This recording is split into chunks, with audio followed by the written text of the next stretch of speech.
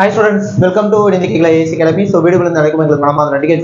So நம்ம இந்த வீடியோல என்ன பார்க்க போறோம் பாத்தீங்கன்னா எஸ்ஐ 2024ல கண்டிப்பா கேட்கக்கூடிய கேள்விகள் அப்படினு சொல்லிட்டு நம்ம ஒரு சீரிஸ் மாதிரி பார்த்துட்டு இருக்கோம். அதுல இன்னைக்கு பார்க்க போறது டே 3ல உளவியல் பார்க்க போறோம். சரிங்களா? சோ நம்மளோட டார்கெட் 140 அடிக்கணும் அப்படினு சொல்லிட்டு தான். இது எப்படி நம்ம பார்க்கறோம் அப்படினா இதுக்கு முன்னாடி எஸ்ஐல கேட்ட இந்த क्वेश्चंस எல்லாம் வச்சு அப்ப அந்த மாதிரி கேட்டிருக்காங்க. சோ இப்போ வந்து பாத்தீங்கன்னா அதை மாடிஃபை பண்ணி என்ன மாதிரிலாம் கேட்கலாம் அப்படினு ஒரு क्वेश्चனை வச்சு நம்ம நிறைய விதத்துல பார்த்துட்டு இருக்கோம். அதனால இந்த சீரிஸ் உங்களுக்கு கண்டிப்பா யூஸ்ஃபுல்லா இருக்கும். டெய்லி பாருங்க, டெய்லி கொடுத்துட்டு இருக்கோம். சரிங்களா? சோ இப்போ இன்னைக்கு வீடியோல உளவியல் பார்க்க போறோம். வீடியோ பார்க்கும்போது யாரும் ஃபர்ஸ்ட் டைம் சேனலுக்கு வந்தீங்கன்னா மறக்காம சேனல் சப்ஸ்கிரைப் பண்ணி வச்சுக்கோங்க. கண்டிப்பா உங்களுக்கு யூஸ்ஃபுல்லா இருக்கும். அதே மாதிரி இந்த வீடியோ லைக் பண்ணுங்க, கமெண்ட் பண்ணுங்க, ஷேர் பண்ணுங்க. வாங்க நம்ம வீடியோக்குள்ள போயிடலாம். ரைட். ஓகே. இது போன எஸ்ஐ क्वेश्चन தான். சரிங்களா? சோ இந்த क्वेश्चन பாருங்க. Find the number of squares given in the figure. கொடுக்கப்பட்டுள்ள படத்தில் எத்தனை சதுரங்கள் உள்ளன கேக்குறாங்க. கரெக்ட்டா? ரைட். இப்போ இத பொறுத்த வரைக்கும் இந்த क्वेश्चனை சால்வ் பண்ணிறேன். இத வச்சு என்னென்ன மாதிரிலாம் கேட்கலாம்ங்கறத நான் சொல்லி கொடுத்துறேன். கவனிங்க. இப்போ இத எடுத்துக்கோ. முதல்ல என்ன பண்றேன்னா இந்த உள்ள இருக்க ஸ்கொயரை மட்டும் எடுத்துக்கிறேன். சரிங்களா? இத மட்டும் எடுத்துக்கிறேன். கவனிங்க. இப்படி இருக்கு. இதுல மட்டும் எத்தனை சதுரம் இருக்குன்னா 1 2 3 4 வெளியில 1 5 இருக்குன்னு சொல்லிருவீங்க. ஆனா இப்ப இதே வந்து பாத்தீங்கன்னா பெருசா இருந்தா என்ன பண்ணுவீங்க? அப்ப திரும்ப உட்கார்ந்து எண்ணிட்டு இருக்க முடியாது. அதுக்காக நான் இதுக்கு ஒரு ஷார்ட்கட் சொல்லி தரேன். கவனிங்க. ரோ காலம் எழுதிக்கோங்க. ஒரு இது கொடுத்துருந்தாங்கன்னா இங்க மொத்தம் எத்தனை ரோ இருக்குன்னு பாருங்க. ரோனா இது. ரைட்டா? 1 2 ரெண்டு ரோ இருக்கு. சோ ரோக்கு 1 2ன்னு நம்பர் கொடுத்துருங்க. ரெண்டு ரோ இருக்கனால 1 2 கொடுத்துக்கிறேன். எத்தனை காலம் இருக்கு? 1 2 ரெண்டு காலம் இருக்கு. சோ காலம்க்கும் ரெண்டு காலம் இருக்கா? காலம் தலைகீழா கொடுக்கணும். 2 1ன்னு. ரெண்டு ரோ ரெண்டு காலம். ரோனா 1 2 ன்னு கொடுத்தணும், காலம்னா 2 1ன்னு கொடுத்தணும். அப்ப இன்டு பண்ணிருங்க. ஓர் 1 1 ஈ 2 4 1 4 கூட்டினா 5. அப்ப இதுல மட்டும் 5 சதுரம் இருக்குன்னு அர்த்தம். இப்ப இதுல 5 இருக்கா? அப்ப வெளியில இதே மாதிரி வெளியில ஒண்ணு இருக்கு. சோ 1 2 3 4 5. அப்ப அதுலயும் 5 சதுரம். அப்ப மொத்தமா இதுல எத்தனை சதுரம் வந்திருக்கும்? 10 சதுரம் வந்திருக்கும். சோ இதுக்கான ஆன்சர் ஆப்ஷன் சி 10 சதுரம். அவ்வளவுதான். இதுக்கான ஆன்சர் ஆப்ஷன் சி 10 சதுரம். அவ்வளவுதான். புரியுதா? இப்ப இதுவே பாத்தீங்கன்னா இப்ப இன்னொன்னு இப்ப இப்படி வருதுன்னு வச்சுக்கோ.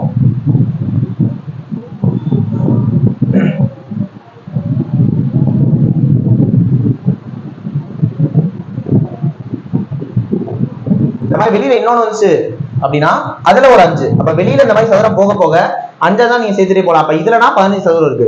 வெளியில இன்னொன்னு வந்தா 20 சதுரம் இருக்கு அப்படின்னு அர்த்தம். புரியுதா? சோ இதுக்கு இந்த மாதிரி கேட்டா போட்டுருவீங்களா? ரைட். இப்ப இதுல சிம்பிளா இந்த மாதிரி கேட்பாங்க. கவனிங்க.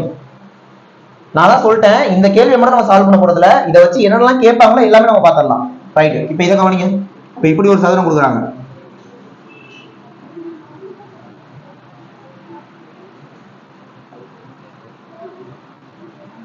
இப்படி கொடுத்துட்டு இதுல எத்தனை சதுரம் இருக்குன்னு கேட்கறாங்கன்னு வச்சுக்கோம். ரைட். இதுல மொத்தம் எத்தனை ரோ இருக்கு? 1 2 3. ஓகே. ஓகே, இது எடுத்துக்கோங்க. ஓகே. இதுல எத்தனை ரோ இருக்கு? 1 2 3 4 4 ரோ இருக்கு. எத்தனை காலம் இருக்கு? 1 2 3 4 5 காலம் இருக்கு. சோ நம்ம சொல்லி கொடுத்த மெத்தட் என்ன? ரோ எழுதிக்கோங்க, காலம் எழுதிக்கோங்க. புரியுதா? இந்த பக்கம் எழுதுறேன்.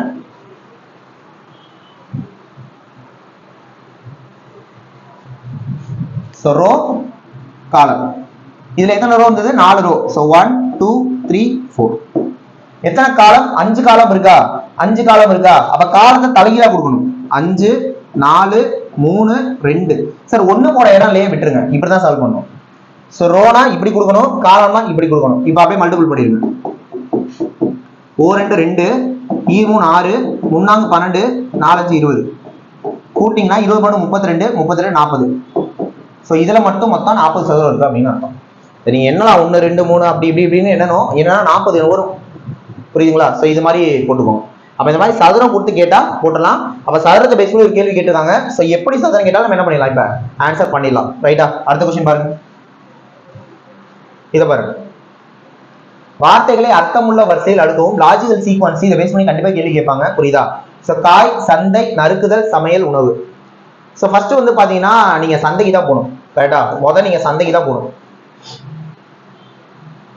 சோ முதல்ல சந்தைக்கு போகணும். போயிட்டு காயை வாங்கணும், வாங்கி அதை நறுக்கணும், நறுக்கி சமையல் பண்ணணும். அப்பதான் உங்களுக்கு ஃபைனலா உணவு கிடைக்கும். அப்ப சந்தைக்கு போகணும், காய் வாங்கணும், அதை நறுக்கணும், சமையல் பண்ணணும், உணவு பண்ணணும். அப்ப 2 1 3 4 5 தான் ஆன்சர். இப்போ இதை வந்து நம்ம சால்வ் பண்ணிட்டோம். இப்ப இதே மாதிரி ஒரு சில கேள்வி கேட்பாங்க. இப்ப உதாரணத்துக்கு பாருங்களேன்,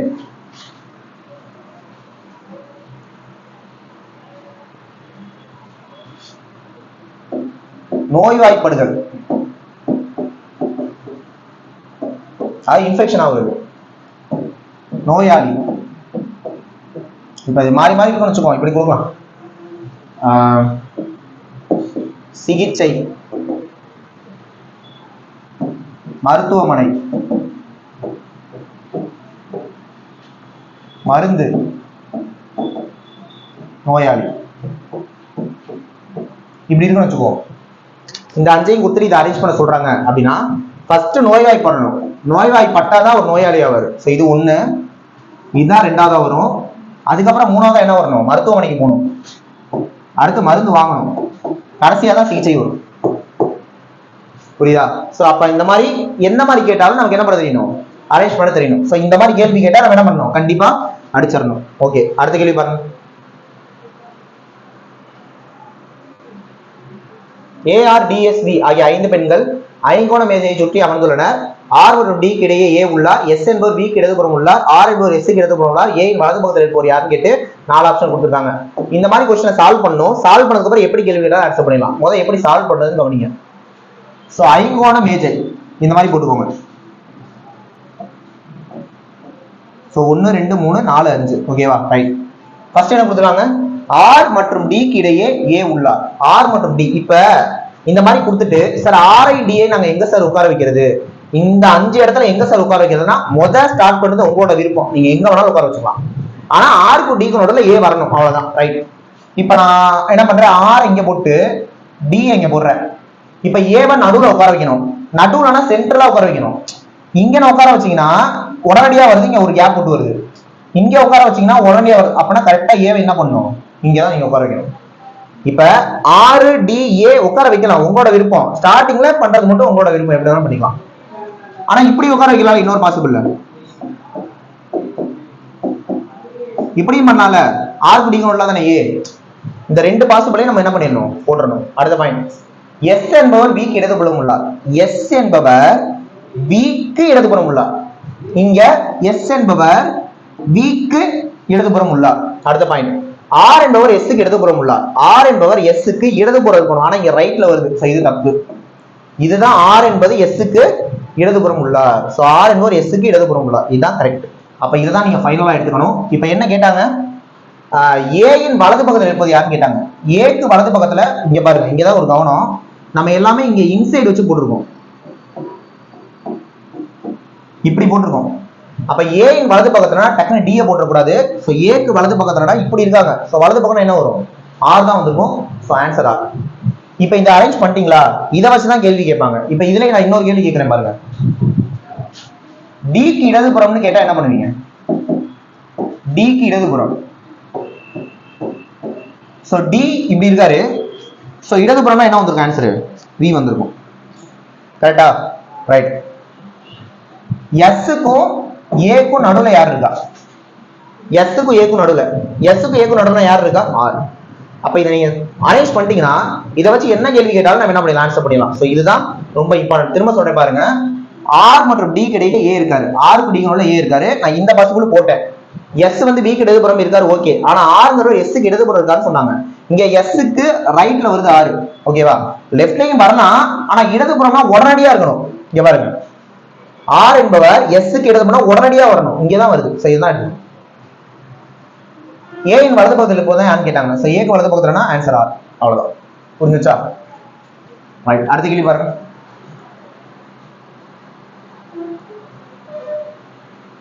குழந்தைகளின் வரிசையில் பாலி இடதுபுறத்திலிருந்து 7வது இடத்திலும் மோத்தி வலதுபுறத்திலிருந்து 4வது இடத்திலும் இருக்காங்க. பாலி மற்றும் மோத்தி நிலைகளை மாற்றும் போது பாலி இடதுபுறத்திலிருந்து 15வது இடத்துல இருந்தா வலதுபுறத்திலிருந்து மோத்தியோட நிலை என்னன்னு கேட்கறாங்க. சரி, ஓகே, சால்வ் பண்ணிடலாம். இதை சால்வ் பண்றேன். அடுத்து இதை வச்சு என்ன மாதிரியான கேள்வி கேட்கலாமோ அதையும் நான் சொல்றேன். ஓகேவா? கவனிங்க, கடைசி வரைக்கும் பாருங்க வீடியோவை. ரைட். சோ குழந்தையோட வரிசையில பாலி இடதுபுறத்திலிருந்து 7வது. சோ 1 2 3 4 5 6 7வது தான் பாலி, அதானே? ரைட். மோத்தி வலதுபுறத்துல இருந்து 4 1 2 3 4 4வது யார் இருக்கா? மோத்தி இருக்காரு, எழுதிட்டு போட்டோம். பாலியும் மோத்தியும் நிலைகளை மாற்றும் போது மாற்றுறாங்க. அப்ப மோத்தி இங்க வந்துருவாரு, பாலி இங்க வந்துருவாரு. இதுதான் பிரசன்ட். இப்ப நம்ம இதை வச்சுதான் சால்வ் பண்ணோம். இப்படி இருக்கிறப்ப மாற்றும் போது பாலி இடதுபுறத்துல இருந்து 15வது இருக்காராம். இதை தான் இப்ப எடுத்துக்க சொன்னோம். பாலின்னு இதை எடுத்துக்க கூடாது, இது மோத்தி, இடம் மாத்திட்டாங்க. இந்த பாலி இடதுபுறத்துல இருந்து 15வது இருக்காராம். அப்ப 1 2 3 4 5 6 7 8 9 10 11 12 13 14 15th தான் யாரு? பாலி. சேம் டைம் லெஃப்ட்ல இருந்து பாலி எங்க இருக்கதா சொன்னாங்க? 1 2 3 4 5 6 7. சோ 1 2 3 4 5 6 7 3 6 7. ஓகே, இங்கதான் பாலி இருந்தாரு. ஆனா நம்ம அதை தான் என்னவா எடுத்துக்கணும்? இப்ப மோத்தியா எடுத்துக்கணும். இதை பிக்ஸ் பண்ணது புரிஞ்சிருச்சா? இப்ப என்ன கேக்குறாங்க? வலது புறத்துல இருந்து மோத்தியோட நிலை என்னன்னு கேக்குறாங்க. இந்த மோத்திங்கிறவர் வலது புறத்துல இருந்து எத்தனாவது? 1 2 3 4 5 6 7 8 9 10 11 12 வரும். சான்ஸ் வந்து 12வது. அவ்வளவுதான். புரிஞ்சிருச்சா? கொடுத்துருக்காத முதல்ல அரேஞ்ச் பண்ணிருங்க. இடத்த மாத்திரம் இது இப்படின்றாங்க. சோ அது என்ன வந்து கேட்டாங்க. அவ்வளவு, ரொம்ப சிம்பிள். இப்ப இதே மாதிரி வேற மாதிரி கேட்பாங்க கேள்வி. அதை எப்படி போடுறதுன்னு சொல்லி தரேன், கவனிங்க. ஏன்னா அந்த ப்ரீவியஸ் क्वेश्चंस உங்களுக்கு தெரியும். இதை வச்சு எப்படி எல்லாம் क्वेश्चन ஃப்ரேம் பண்ணலாம், அதானே விஷயம். கவனிங்க.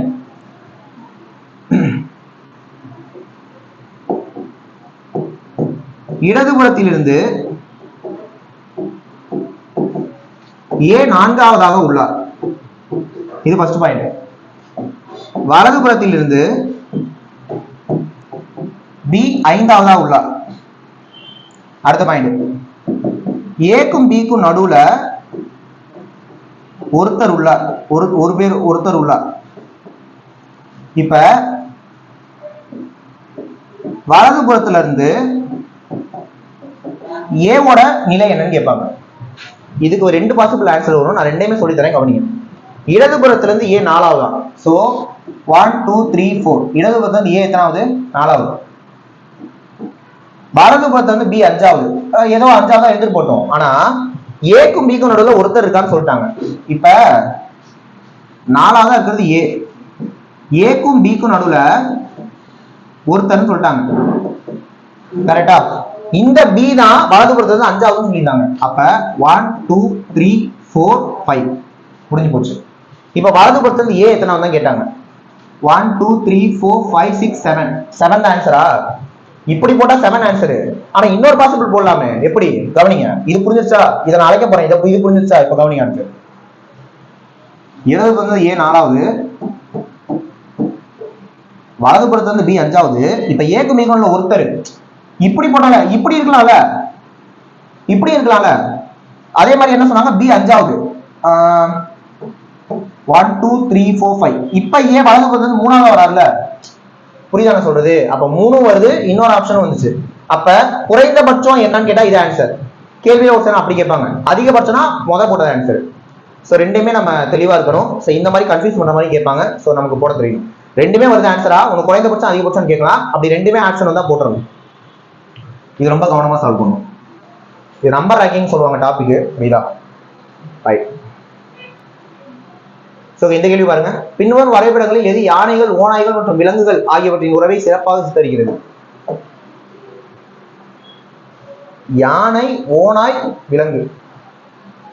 ஆன்சர் இதுதான்.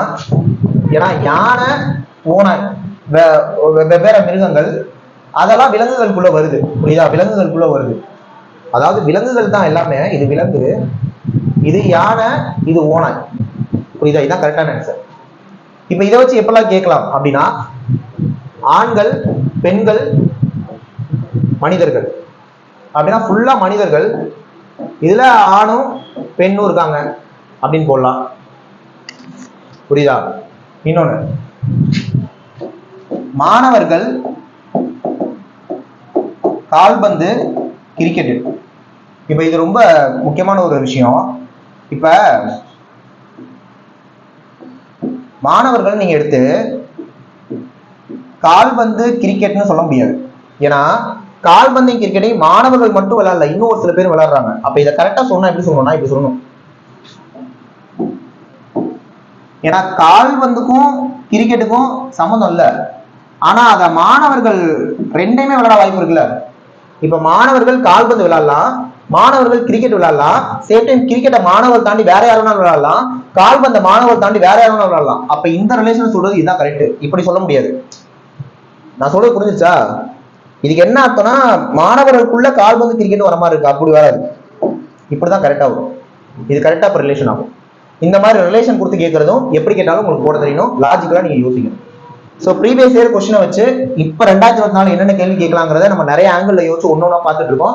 அந்த வகையில் ஜிஎஸும் சைக்காலஜி மாறி மாறி வந்துட்டு இருக்கு. இன்னைக்கு சைக்காலஜி நம்ம 5 கேள்வி தான் பார்த்துருக்கோம், ஆனால் ஜஸ்ட் 5 கேள்வி பார்க்கல, நம்ம நிறைய கேள்வியே பார்த்துட்டோம். புரியுதா? ஸோ இந்த மாதிரி நம்ம அடுத்தடுத்து வீடியோஸ் பார்க்கலாம். இப்போ நாளைக்கு உங்களுக்கு வந்து பார்த்தீங்கன்னா ஜிஎஸ் வரும், பொது அறிவு வரும். ப்ரீவியஸ் இயர் கொஸ்டின் வச்சு நம்ம 2024 பார்த்துட்டு இருக்கோம். ஸோ தொடர்ந்து நம்மளோட வீடியோஸ் பாருங்க, கண்டிப்பாக எஸ்ஏ எக்ஸாம் கிளியர் பண்ணிடலாம். நெக்ஸ்ட் ஒரு முக்கியமான வீடியோவில் பார்க்கலாம். தேங்க்யூ.